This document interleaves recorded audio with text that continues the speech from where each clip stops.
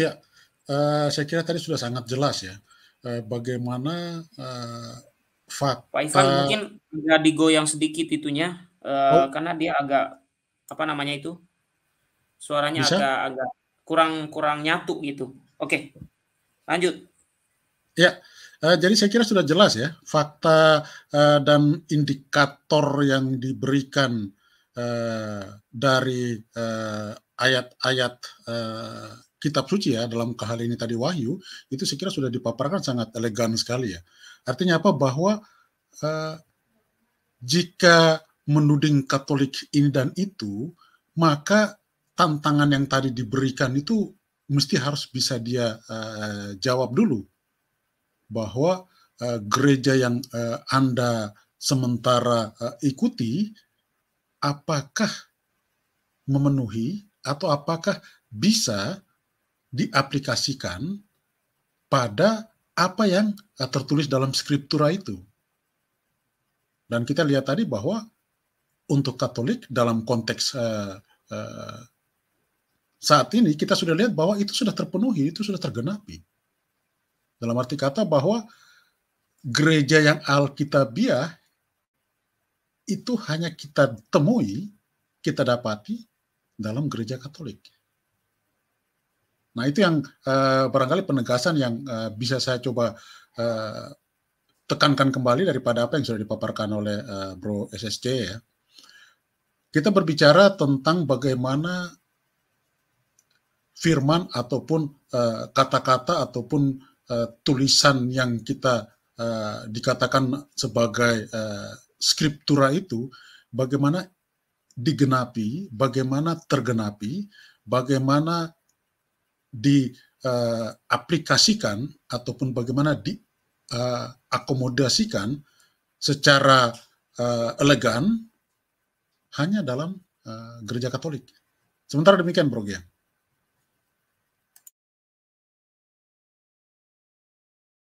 Oke, Mukia Choi, apakah mau bicara ini? Oke, Bapak Ibu. Ya, kita coba saya tanggapi juga apa yang disampaikan SSCE. Begini ya Bapak Ibu ya. Tadi Pak Bombom katanya menantang saya ke channelnya. Sorry, saya adalah seorang yang punya aktivitas, bukan pengangguran yang nangkring di YouTube sampai pagi. Oke, kemudian nantangin datang ke channelnya. Kalau bisa, kalau bisa nih ya, ada moderator aja debatnya. Debatnya ada moderator. Jadi bukan rame-rame. Saya tahu kalau saya datang ke channelnya mereka rame-rame. Nanti diolok-olok dan di-kick. Saya tahu itu. Sudah ada pengalaman banyak orang ke sana. Ya.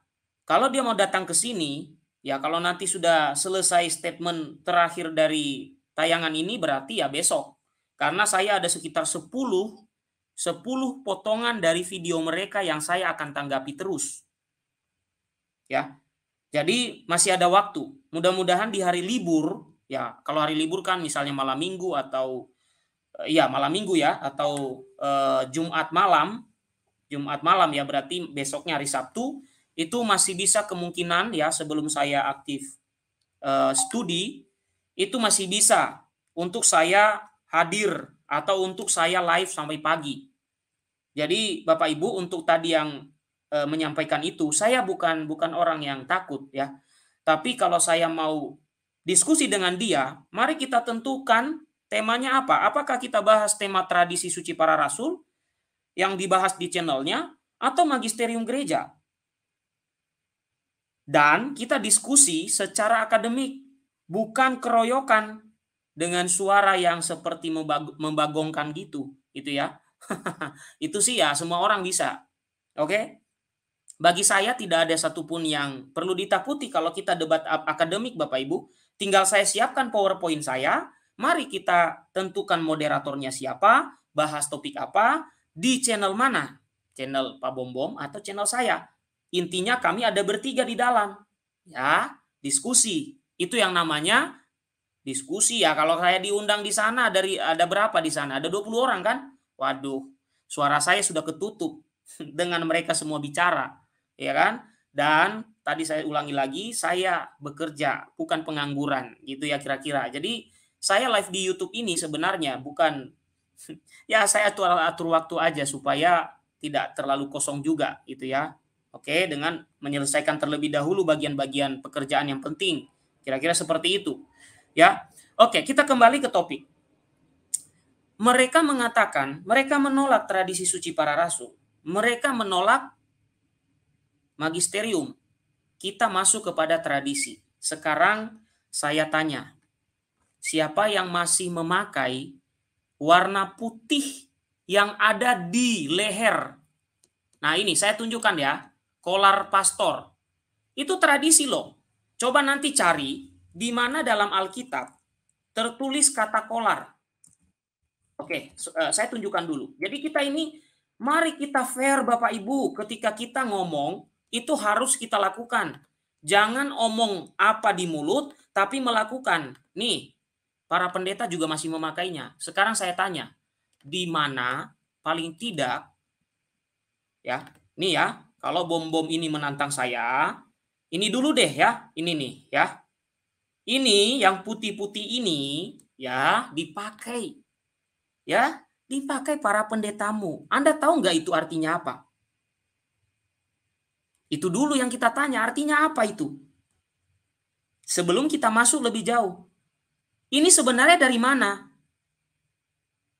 Masa baru ada pada abad ke-16 kan nggak mungkin. Ya kan, nggak mungkin baru ada abad ke-16 kan itu lambang kolar itu kan. Karena kita menemukan dipakai oleh bapak-bapak gereja. Nah, sekarang ini berasal dari mana? Inilah tradisi suci para rasul, tidak ada tertulis secara langsung, hei kamu semua yang menjadi hamba Allah, pakai itu, lambang putih itu di lehermu supaya kamu diketahui kamu hamba Allah. Bukan itu. Oke, mereka tidak meyakini tradisi suci para rasul, buang ini. Saya nantangin mereka semua, buang ini. Mana ini tulisannya rujukan di Alkitab perintahnya, coba. Susah amat, ya kan? Oke, saya melihat bom-bom ini adalah dari gereja Toraja. Gereja Toraja, saya kurang tahu apa benar atau tidak. Kalau benar, maka ada satu tantangan saya. Oke? Atau mungkin dari gereja lain. Tapi kalau dia dari gereja Toraja itu mirip Lutheran. Ya. Mirip Lutheran, mirip Protestan mainstream. Mereka masih memakai lilin. Sekarang saya tanya, mana dasar Alkitabiah pemakaian lilin?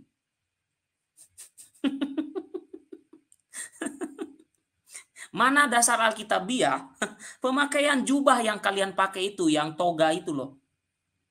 Jangan ngomong dulu Anda menentang tradisi suci para rasul. Yang kalian lakukan tiap saat itu, kalian kritisi dulu deh. Kritisi dulu deh. Atau ada di sini gerejanya yang masih memakai lonceng gereja. Kalau di kampung saya masih pakai Bapak Ibu. Mirip seperti Katolik. Lonceng gereja, kalau sudah mau hari Minggu biasanya dibunyikan Bapak Ibu. Itu pertanda bahwa besok adalah hari Minggu. Kalau di kampung saya, nggak tahu di tempat lain. Kalau di tempat lain, Protestan di tempat lain, ada yang memakai lonceng gereja, berikan saya ayatnya bahwa itu adalah perintah dari kitab suci. Ya, lonceng gereja, masa ada? Nggak ada dasarnya secara langsung perintahnya, nggak ada. Itu tradisi suci para rasul. Ya, yang masih diwarisi siapa? Gereja Katolik. Berdoa siang dibunyikan tuh lonceng. Berdoa sore dibunyikan tuh lonceng.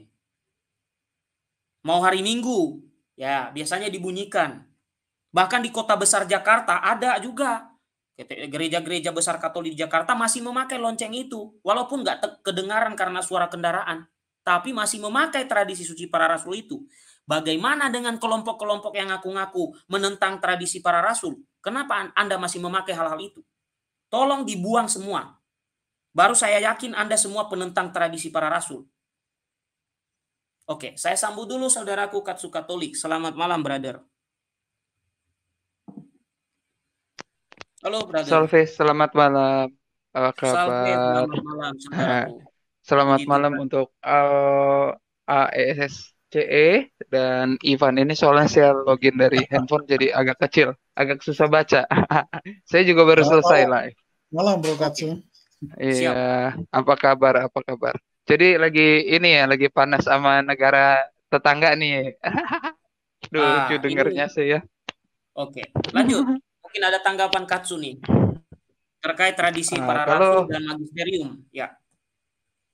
oh ya kalau dia nggak mau tradisi ya itu kenapa para pendeta mulai niru-niru penetapannya Santo Kletus gitu aja. Pakaian yang barusan dibahas nggak usah jauh-jauh. Itu yang netapin Santo Kletus, Paus ketiga, turunannya Petrus. Itu busana liturgi itu loh, yang kasula-kasula, stola. Nah, itu kan semua ditiru. Udah jangan dipakai, bilang mereka, itunya dibuang dulu. Itu penetapan dari Paus soalnya. Mereka kan nggak suka Paus kan? Kenapa dipakai yang ditetapkan Paus gitu. Banyak sih kalau mau diiniin, tapi kalau mau tema debat ini aja Bang yang bagus. Saya kasih ide nih malah antara pastor dan pendeta. Itu paling bagus saya rasa. Karena janji Yesus melalui Petrus itu gembalakanlah domba-dombaku. Itu yang dikenal dalam gereja Katolik Pastores Dabo Vobis. Aku akan memberikan kepadamu para gembala, bukan pendeta. Itu kata pendeta dari mana gitu dasarnya. Itu aja kalau buat saya. Itu bagus tuh, Waduh, Bang. itu berat sekali tuh Bro Katsu. Loh, Itu itu janji langsung janji guru menjungkir agung tapi balikan itu Pak. Bro. Itu Hah? menjungkir balikan semuanya tuh Bro.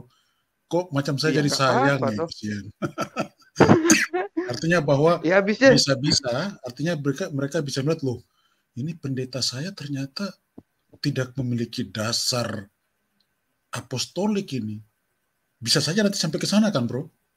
Nah, ya iya, pada titik itu kan jadi gamang kan. Nah, ini kan ya ya iya. jadi kasihan lagi, Bro. lanjut. Lah kan dia yang nantang Bangge ya kalau saya dengar dari tadi. Saya dengar dulu oh kalau ditantang nggak apa-apa, tantang di sisi itu. Soalnya kalau ditanya dasarnya janji Yesus sama umatnya satu, aku akan memberikan kepadamu gembala. Dalam perspektif itu Injil sangat Alkitabiah. Injil Yohanes bab 21 15 sampai 17 kalau ditanya. Itu luar kepala saya.